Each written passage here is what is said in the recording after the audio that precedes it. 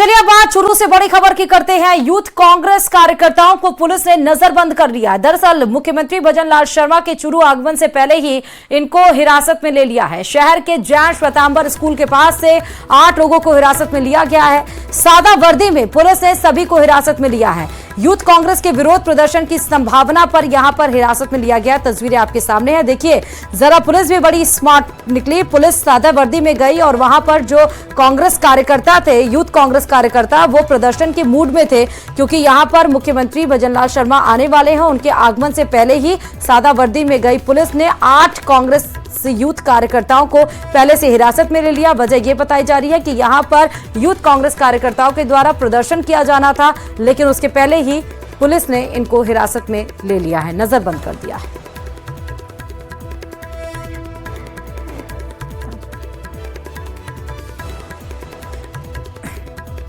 ज्यादा और जानकारी के साथ संवाददाता मनोज इस खबर पर जुड़े हुए हैं।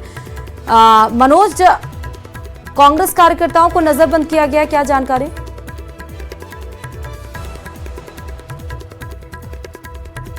तो हम मनोज से फिर से कनेक्ट करेंगे। यूथ कांग्रेस कार्यकर्ताओं को पुलिस ने नजरबंद किया है। तस्वीरें आपके सामने हैं, ये देखिए। आपको समझ में नहीं आएगा कि कौन से इसमें कार्यकर्ता हैं यूथ कांग्रेस के और कौन से पुलिस है, क्योंकि पुलिस भी सादी वर्दी में आई ताकि इनको देखकर कोई योजना ना बना लें या उनको भनक ना लग जाए या वो कहीं भाग ना जाए, इसलिए पुलिस भी देखिए सादा वर्दी में आई। और जो यूथ कांग्रेस के कार्यकर्ता हैं जो यहाँ पर प्रदर्शन की योजना बना रहे थे मुख्यमंत्री के आगमन से पहले, उनके एक तरह से कह सकते हैं कि उस पर पानी फेरते हुए इनको फिलहाल नजरबंद कर लिया गया है। ये सीधे तस्वीरें आपके सामने दिखा रहे हैं। अब ये यूथ कांग्रेस कार्यकर्ता किस वजह से प्रदर्शन करने जा रहे थे, ये फिलहाल अपडेट आपको बताएंगे, लेकिन चूरू से इस वक्त की बड़ी खबर है।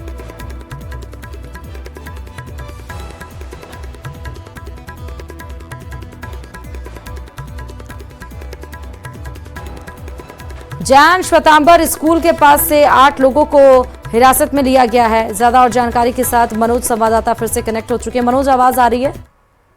जी बिल्कुल, मैं आपकी आवाज सुन पा रहा हूँ। यूथ कांग्रेस के कार्यकर्ताओं को नजरबंद क्यों किया गया मनोज? जी मैं बताना चाहूंगा कि यूथ कांग्रेस के जो 8 नेता हैं, इनको पुलिस के द्वारा हिरासत में लेकर और नजरबंद किया गया है। इनके द्वारा जो ईडी के विरोध में और साथ ही जो स्थानीय कई मुद्दे हैं, जैसे अग्रसेन नगर आरोपी का जो मुद्दा है, इन तमाम जो मुद्दे हैं उन मुद्दों को लेकर, साथ में जो परिसीमन का जो मुद्दा चल रहा है, इन मुद्दों को लेकर और ये विरोध प्रदर्शन करने वाले थे। काले झंडे हैं वो दिखाने वाले थे। उससे पहले ही पुलिस को इस चीज की भनक लगी और उसके बाद पुलिस ने कार्रवाई करते हुए जैन श्वेतांबर स्कूल के पास से और कांग्रेस के जो यूथ कांग्रेस के जो 8 जो नेता हैं उनको हिरासत में लिया है, जिसके अंदर जो यूथ कांग्रेस अध्यक्ष है सोहेल खान डीके, बीकानेर प्रभारी एडवोकेट सद्दाम हुसैन और जो जिला प्रभारी है जयदत्त जहांगीर, इनके सहित 8 लोगों को और पुलिस के द्वारा हिरासत में लिया गया है। जी ठीक है, बहुत शुक्रिया मनोज तमाम जानकारी देने के लिए खबर पे। हुनर को किसी प्लेटफॉर्म की जरूरत नहीं होती। अगर आप में वो जज्बा और जुनून है तो कला खुद अपना रास्ता निकाल लेती है। कुछ ऐसा ही वाकया चरितार्थ कर रहा है फुटपाथ पर पेंटिंग बनाता ये युवक। देखिए रिपोर्ट। भीलवाड़ा के मांडलगढ़ के रहने वाले बबलू की पेंटिंग अब जिले भर में न सिर्फ आकर्षण का केंद्र है, बल्कि युवा पेंटरों के लिए मिसाल भी है। बबलू फुटपाथ पर अपनी कलाकृतियों की प्रदर्शनी लगाते हैं और सड़क पर ही अपनी आर्ट गैलरी भी उन्होंने लगा रखी है। खास बात ये कि लोग अपने स्पेशल मौकों के लिए अपने खून से भी पोर्ट्रेट बनवाने के लिए यहाँ आते हैं और डॉक्टर की निगरानी में ही ये ब्लड पेंटिंग बनाई जाती है। बिल्कुल सर, वो भीलवाड़ा में 1-2 बार मैंने पेंटिंग बनाई थी और उसके मैंने वीडियो भी इंस्टाग्राम पे इस पे अपलोड किए थे, तो काफी वायरल हुए थे। तो इसमें सर कस्टमर की मर्जी से बनाई जाती है और प्रशिक्षण प्राप्त डॉक्टर आता है, कंपाउंडर आता है, जो नाम मात्र 1-2 ml ब्लड निकालता है और उसी से पेंटिंग बनाते हैं और काफी अच्छी पेंटिंग बनाते हैं और लोगों को काफी अच्छी पसंद आती है। वो पिता के निधन के बाद जैसे दुखों का पहाड़ बबलू पर टूट पड़ा था, अब परिवार का सारा बोझ बबलू पर आ गया, जिसके कारण वह मांडलगढ़ से भीलवाड़ा आ गए। मगर जब उन्हें कोई काम न मिला तो बावजूद इसके बबलू ने हार नहीं मानी और अपने हुनर को ही उन्होंने आजमाने का फैसला कर लिया। बबलू ने सबसे पहले कुछ पोर्ट्रेट बनाए और सेठ मुरलीधर मानसिंह का कन्या महाविद्यालय के बाहर उन्होंने प्रदर्शनी लगा ली, जिसके बाद लोगों ने उनके इस हुनर को पहचाना और बस यहीं से बबलू की कामयाबी के सफर की शुरुआत हो चुकी थी। यहाँ पे 3 साल हो गए मेरे गर्ल्स कॉलेज के, यहीं पे काम कर रहा हूँ, सड़क पे ही बैठ के। और लोग काफी सराहना भी करते हैं अपने काम की और देखकर भी जाते हैं, और काफी लोग वोटर भी देख के जाते हैं। और पैसे कमाना बहुत जरूरी है मेरे लिए, क्योंकि पापा 2013 में एक्सपायर हो चुके थे मेरे, और घर पे पैसे भी भेजने पड़ते हैं। और बिल्कुल गरीब फैमिली से विजिट करता हूँ तो बहुत सारी चीजें हैं और बहुत कुछ संघर्ष करना पड़ रहा है सर। अपनी मेहनत और काबिलियत के दम पर आज बबलू ने जिले भर में अलग पहचान बना ली। वह न सिर्फ अपने हुनर से अपने परिवार को संभाल रहे हैं, बल्कि कलाकारों को कभी हार न मानने के लिए वह इंस्पायर भी कर रहे हैं। न्यूज़ 18 राजस्थान के लिए राहुल कौशिक की रिपोर्ट। कोटा में एक ऐसा विवाह समारोह संपन्न हुआ जिसने सामाजिक सौहार्द और अटूट दोस्ती की एक अनूठी मिसाल पेश की। यहां 2 दशकों पुराने मित्र परिवारों ने एक ही मंडप में अपने बेटों की शादी रचाकर गंगा जमुनी तहजीब का उदाहरण प्रस्तुत किया। इस अनोखे विवाह समारोह की चर्चा पूरे शहर में हो रही है। देखिए रिपोर्ट।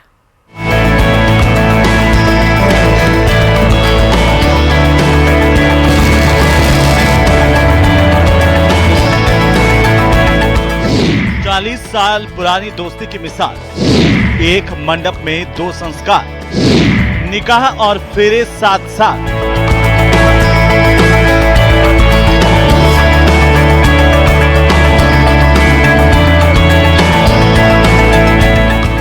कोटा में दोस्ती ने धर्म की सीमाएं लांघते हुए एक नई मिसाल कायम की है। यहाँ के 2 दोस्तों अब्दुल रऊफ और विश्वजीत चक्रवर्ती ने अपने बेटों की शादी एक ही मंडप में करवाकर समाज को एकता और सौहार्द का संदेश दिया है। यहाँ पर अब्दुल के बेटे यूनुस परवेज अंसारी का निकाह फारीन अंसारी के साथ हुआ। वहीं विश्वजीत के बेटे सौरभ चक्रवर्ती ने श्रेष्ठा राय के साथ हिंदू रीति रिवाजों से 7 फेरे लिए।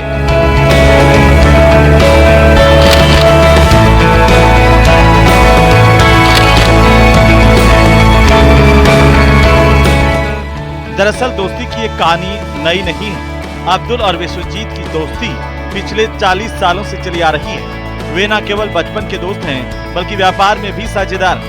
उनका साथ इतना गहरा है कि जब घर बनाने की बारी आई तब भी इन्होंने अपने मकान पास पास बनाए। यही नहीं, उनके बच्चों यूनुस और सौरभ की दोस्ती भी उसी रिश्ते को आगे बढ़ा रही है। 40 साल से चली आ रही दोस्ती का ये सिलसिला बेटे यूनुस और सौरभ बदस्तूर रखे हुए हैं। जब इन दोनों के बेटों की शादी की बात आई तो तय किया कि क्यों ना इनकी शादी एक साथ एक ही मंडप में की जाए। शादी का कार्ड कॉमन ही छपा। 17 अप्रैल को यूनुस का फरीन अंसारी के साथ निकाह हुआ है। 18 अप्रैल को सौरभ ने श्रेष्ठा राय के साथ 7 फेरे लिए। वहीं 19 अप्रैल को दोनों का एक रिजोर्ट में एक साथ रिसेप्शन हुआ है। दोस्ती है, सब साथ बैठते उठते हैं, दोनों के बच्चे बराबर के हैं, शादी एक साथ कर ली, क्या बोले। दोस्ती सबकी एक जैसी है, सबके आना जाना एक जैसा, एक साथ ही कर ली। तो परिवार के लोग हैं, परिवार की तरह। क्या मैसेज देना चाहेंगे आप? तो परिवार में ये हिंदू मुस्लिम एकता है, गंगा जमुनी तहजीब है, एक साथ हमारे तो कभी फर्क नहीं आया। सही बात तो ये है कि हमने हमारी जो बच्चों की शादी करी एक परिवार के हिसाब से करी, ये है मेन। तो नहीं, परिवार के हिसाब से जो भी है। खास बात ये रही कि दोनों परिवारों ने एक दूसरे की शादी में मेजबान की भूमिका निभाई।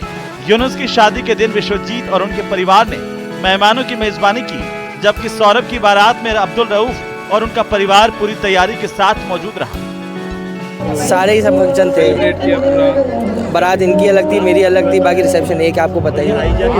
आज 40 ईयर्स से हम लोग साथ ही हैं, तो एक ही है हमारा, एक तरह से एक फैमिली है। तो उसमें कोई ऐसा नहीं है कि बड़ा ऑब्वियस ही है। मेरे को भी बहुत अच्छा लग रहा है, बहुत बढ़िया लग रहा है। सोचा था आपने कि इस तरह का फंक्शन होगा, इस तरह की शादी होगी? नहीं, बिल्कुल नहीं सोचा था, लेकिन अब जब हुआ है तो बहुत अच्छा लग रहा है सबके साथ। इन शादियों में शरीक होने वाले लोगों का कहना है कि ऐसी शादी पहली बार देखी। Bureau report, news 18 Rajasthan.